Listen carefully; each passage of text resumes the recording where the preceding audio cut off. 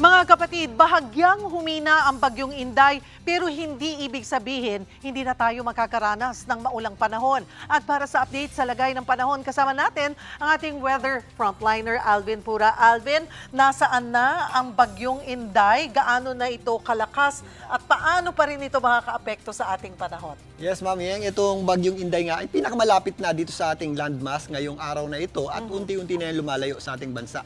Ito po ay hindi nga naglandfall at yan po ay huling namataan ng pag-asa sa layong 520 kilometers northeast ng Itbet, Batanes. Nasa dagat yan at patungo na dito sa area ng Southern Japan at papunta dito sa east portion ng China. At maaari na yung makalabas ng ating area of responsibility bukas din ng tanghali. Pero kahit palabas na po yan, patuloy pa rin yung magpapalakas ng ating habagat o southwest monsoon na siya pong nagpapaulan na sa malaking bahagi ng ating bansa, including Metro Manila. Actually, parang ito na yun, ano?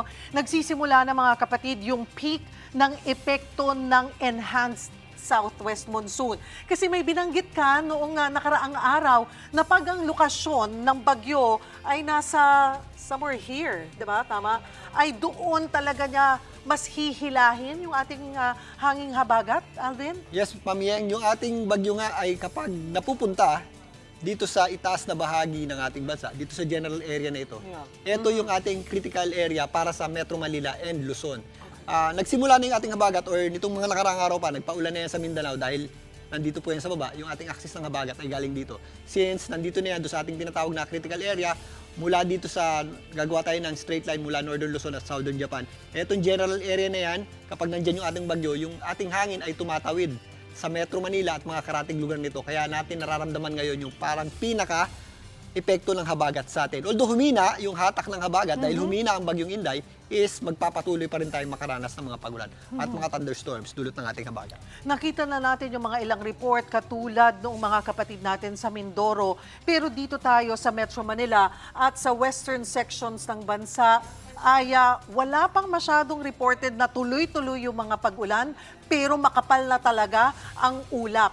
So ano ba, nagpipeak pa lang ba yung epekto ng habagat sa mga, sabi mo kasi pinakadelikado yan sa mga nasa western sections ng Luzon? Yes, Ma'am Yeng, inaasahan natin na hanggang ngayong weekend, kahit na nga palayo itong bagyong si Inday sa ating bansa, is magpapatuloy ang epekto ng habagat dito sa Metro Manila. So, nagsisimula pa lang ito ngayong araw na ito. Kung mapapansin nyo, kaninang umaga medyo maaraw pa. Yes, Nung tanghali ay medyo naging maulap tayo at ngayon yung hapon nga, bigla tayong nagkaroon ng mga intermittent o yung manaka-naka nating pagulan at magpapatuloy pa yan ngayong weekend. At sa kabilang dako, Ma'am Yeng, nababawasan naman na yung mga pagulan dito sa Mindanao dahil nga umakyat ang bagyong Inday, umakyat din yung direksyon ng ating hangin dito po sa western section ng ating bansa. Nababawasan yung ating mga pagulan sa Mindanao, lalong-lalo na sa linggo, pero maintain pa rin po yung epekto ng habagat sa western section ng Visayas at western section ng Luzon, including Metro Manila by weekend. Tomorrow, Sabado. Kasi nung mga unang araw ay sinasabi natin the peak is Friday. Pero mukhang medyo na-delay ng konti yung peak ng habagat. So bukas ay malakas pa rin ang mga pagulan ng aasahan. Saang mga probinsya yung mga dapat maging alerto at dapat maghanda? Yes, Ma'am Yeng, ang binabagit nga natin nung nakaraan is magsisimula yung ating mga pagulan ng habagat ng Biyernes at magpapatuloy ng weekend. At posible pang mas lumakas ngayong weekend nga kahit na nasa labas na ng ating area of responsibility ang Inday. Yun yung ating misconception na kapag wala na tayong bagyo is wala na rin tayong mga pagulan. Pero dahil nga habagat ang nagpapaulan sa atin, magpapatuloy pa rin po yung ating mga pagulan sa western section ng ating bansa. Meron pa rin tayong mga posibleng pagulan dito sa Zamboanga Peninsula, Northern Mindanao at lalong-lalo na dito sa western Visayas, yung mga pagulan natin concentrated pa rin sa may isla ng Panay, sa may Antique, kasama po dyan ang Negros Islands at dito nga sa Occidental Mindoro, magpapatuloy pa rin dyan. Posible pa rin dyan yung malalakas nating pagulan. Maliban dyan ang natitirang bahagi ng Mimaropa, may mga pagulan pa rin tayo dyan. Calabarzon, lalong-lalo na ang Cavite at Batangas, maging dito sa Metro Manila by weekend, magpapatuloy ang pagulan natin. Kasama na po dyan ang ilang bahagi ng Central Luzon, lalong-lalo na yung nasa Kaliwa, yung nasa Kanluran, Zambales at Bataan, at madadagdagan din yung ating mga pagulan.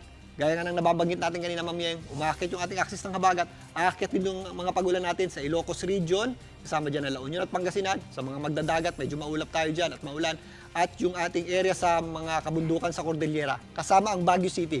Kaya sa may mga lakad ngayong weekend, isaalang-alang po natin ang mga posibleng pag-ulan sa ating mga plano at mag-ingat din po tayo sa mga epekto nito. Ma'am Yeng. Maraming salamat, Weather Frontliner Alvin Pura. Mga kapatid, Cheryl Cosing po. maging maalam at may pakialam sa mga napapanahong issue at headlines. Mag-follow at mag-subscribe na sa social media pages ng News 5.